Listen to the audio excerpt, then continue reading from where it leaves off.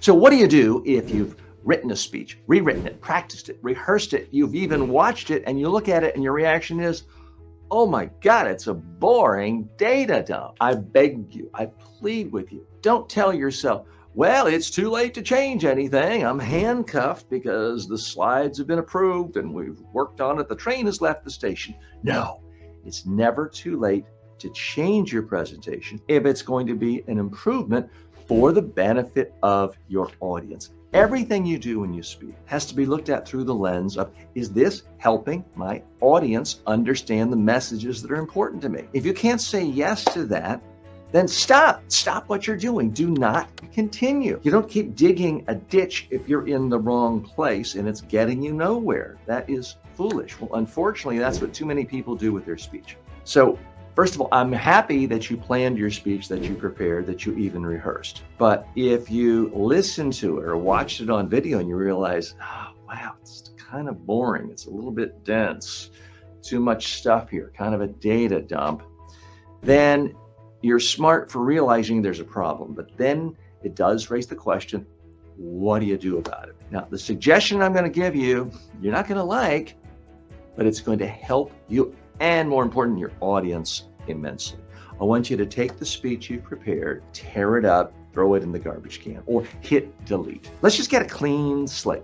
Here's what I want you to think of. If you're preparing this speech and you're talking to 40 clients or 40 prospects on Thursday, just sit down a minute and think, if I could sit down with one of these clients or prospects, no speech at all, and just said to them, hey, today I want to talk to you about, and you throw out the topic, what questions do you have? What are the 5 questions that this one person would ask you? Try to figure that out. Write it down on a piece of paper. Type it up on a screen. Really figure out from their perspective on the topic you want to talk about. If you want to be more successful, then improve your communication skills. The best way to do that? Smash the subscribe button right now. The subject you're really trying to convey. What questions would they have? Write those down. Now, I want you to practice your speech again. This time, let's forget the slides for now. Let's just look at that single sheet of paper with 5 questions. Start off your presentation and let people know what you're going to talk about. Glance down at the first question and just say, you may be thinking, and then ask that question. Now, answer the question as if you were sitting down one-on-one with a cup of coffee in your hand, talking to that person. Be conversational. Be interesting. Be expressive. Give examples. Give case studies. Do all the things you do when you're having an interesting conversation with a client or a colleague or a prospect. I know you have them. With so many of my clients, they're really great one-on-one.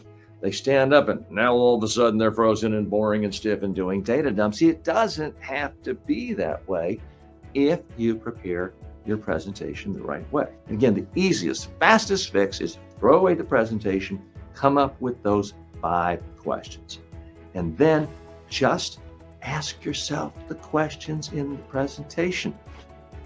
Whether it's 5, 10, 20, 30 minutes, even an hour, this is a structure that works because it mimics natural conversational flow. We've all had interesting meetings with people over lunch, over dinner, over coffee. We lost track of time. Could have been 40 minutes, could have been an hour, could have been 2 hours. And we had fun. We learned something. And it wasn't just because there was good wine or a good meal. It was interesting conversation. Now, I understand a pitch presentation, a speech, a formal talk in front of 40 people or 400 people isn't exactly the same thing as a one-on-one conversation. But you can mimic the most interesting elements of an interesting conversation when preparing your presentation. Now, at some level, it seems scary to do this. Well, what do you mean? Of course, I have to go through all these slides and I have to go through all the data and I have to look at bullet points, right?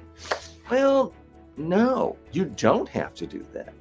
Your job, first and foremost, when you're presenting, is to make an idea from your head understandable to someone in your audience, interesting to someone in your audience, and memorable to someone in your audience, so that they can take an action based on your idea, whether it's buy from you, hire you, vote for you, whatever it is you're trying to do.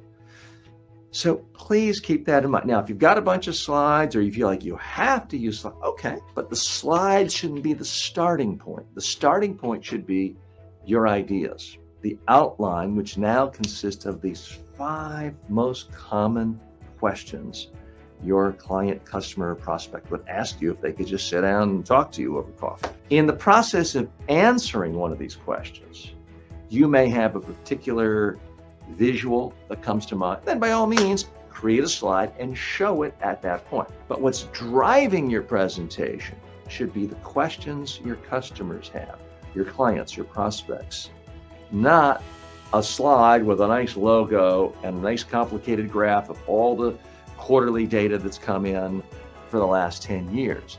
Your ideas, questions, your messages, conversation you have, the examples, the stories. That's what will breathe life into your presentation. Do that before it's too late. If you practice, you rehearse, and you realize yourself, this speech is boring, it's not too late. Change it.